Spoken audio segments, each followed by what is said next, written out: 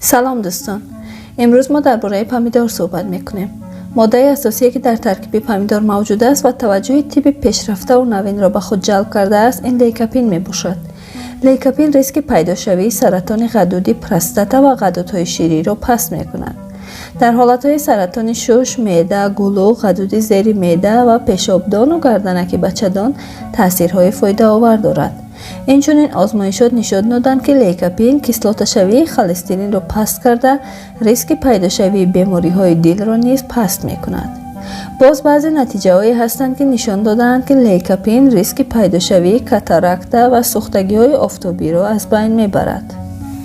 در حالت بیماری های جگر 200 میلی لیتر آب پمیدور را با 30 گرم عسل آمیخته کرده هر روز 3 باره 100 میلی لیتری در آن بنوشید.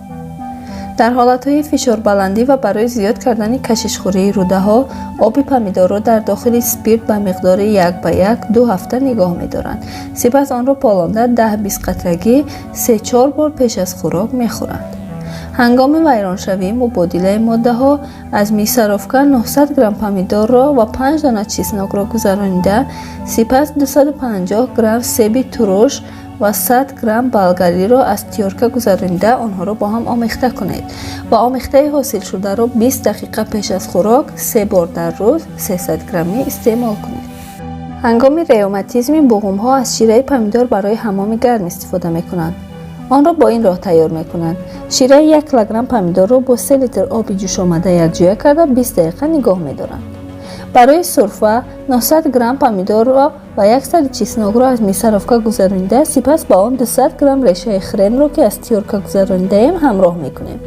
پیش از خوراک 20 گرمی 3 بار در روز استعمال میکنیم. در وقت بی‌قوتی ساک 200 گرم پمیدور را گرفته با آن 10 گرم میده بادیان و پتروشکا را همراه کرده نمک علاوه میکنیم. سپس همچون نوشاکی در وقت صبحانه می نوشیم.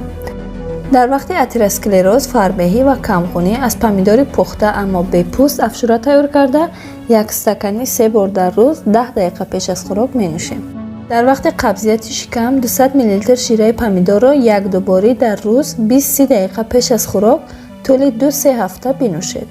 در وقت کمخونی، اتروسکلروز و فربهی ساک پمیدور را 50 میلی لیتری 3 بار در روز 15 دقیقه پیش از خوراک استعمال کنید.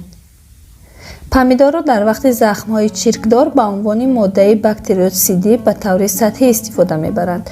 در وقت واریکوز پوست پمیدور را به قسم‌های دردمند با یاری دکه می‌بندید و تا لحظه گم شدن درد نگاه می‌دارید. بعد پایها را با آب خنک می‌شویید. این کار را هر روز مدت 1 ماه تکرار کردن لازم می‌آید.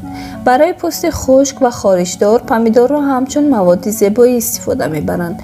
همچنین آب و شیره پمیدور را برای دراز کردن موی به سر می‌مالند. همچنین شیره آن را به عنوان مسکه و کرم استفاده کردن ممکن است. اگر به شیره پمیدور لانولین و آرد جو علاوه کنیم به همه نمود پوست فایده آور است. اگر از پمیدور یا شیره آن به عنوان ماده طبابتی استفاده کرده باشیم، باید یاد گیریم که آن را هر روز به طور دائمی 10-15 دقیقه پیش از خوراک به مقدار 200-300 میلی لیتر خوردن لازم است یا آنکه آن را در درون سالاد یکجا کرده استعمال میکنیم. غیر نشانداد و ضررهای پیش بینی شده پمیدور: در بعضی بیماری‌ها استعمال پمیدور به اوج گرفتن علامت بیماری آورده می‌رساند. این با سبب مقدار زیادی کسلت در ترکیب این سبزیجات است که باعث آسیب دیدن پرده لعابی و اوج گرفتن التهاب عضوها می‌شود. در وقت این بیماری‌ها استعمال پمیدور غیر نشان داده است. بیماری سنگ گرده، بیماری‌های مزمن گرده، یازو معده، کسلت‌ناکی بلند معده، پداگرا و التهاب غدود زیر معده یعنی پانکریاتیت. گفتن ممکن است که پمیدور در برابر فایده هایی که به بدن دارد باز برای ارگانیسم ضررها هم می آورد. همش باید با معیار باشد و قبل از آن که یگان نمود طبابت را آغاز کنید باید اول با طبیب مشورت کنید. قید کردن لازم است که سالاد عادی که از بادرنگ و پمیدور تیار میکنیم آنقدر هم فایده آور نیست، چون که پمیدور محیط کسلتگی را در بدن حاصل میکند و بادرنگ برعکس محیط را اشغالی میکند.